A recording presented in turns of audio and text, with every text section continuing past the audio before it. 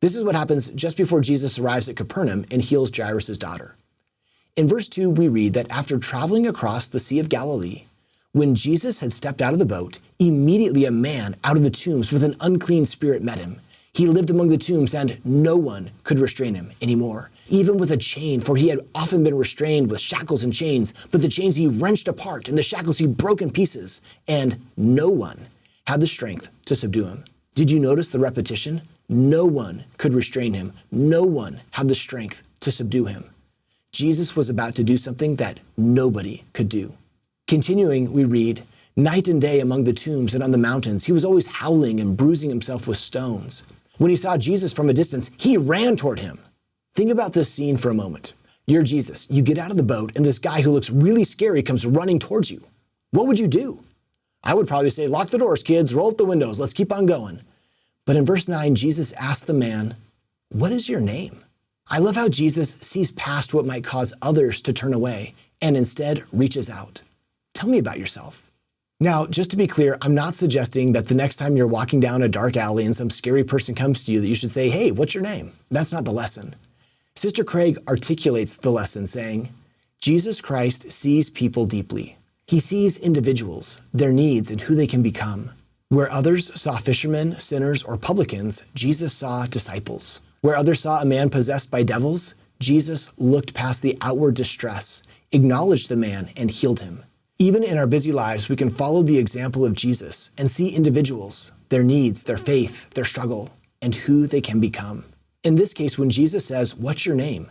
The evil spirits respond, my name is Legion, for we are many. He begged him earnestly not to send them out of the country. Now there on the hillside, a great herd of swine was feeding, and the unclean spirits begged Jesus, send us into the swine, let us enter into them. So he gave them permission, and the unclean spirits came out and entered the swine, and the herd, numbering about 2,000, rushed down the steep bank into the sea and were drowned in the sea. In verse 16 we read, those who had seen what had happened to the demoniac and to the swine reported it. Then they began to beg Jesus to leave their neighborhood. Perhaps we can relate to their concern. If these were your 2,000 pigs that died, you'd be really upset. But what happened to the man who was healed? As Jesus was getting into the boat, the man who had been possessed by demons begged him that he might be with him. But Jesus refused. Isn't that interesting? This man wants to do something that's righteous. Jesus, I want to join your team. And Jesus says no. Usually Jesus will say, don't tell anyone you've been healed, but this is an exception. In this case, Jesus says, go home to your friends and tell them how much the Lord has done for you and what mercy he has shown you. And he went away and began to proclaim in the Decapolis how much Jesus had done for him, and everyone was amazed.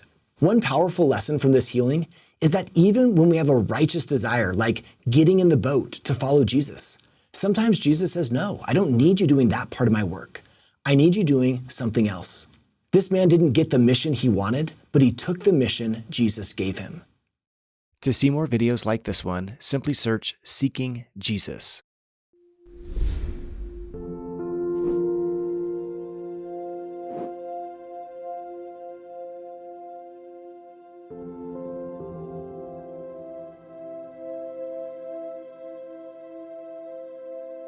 you.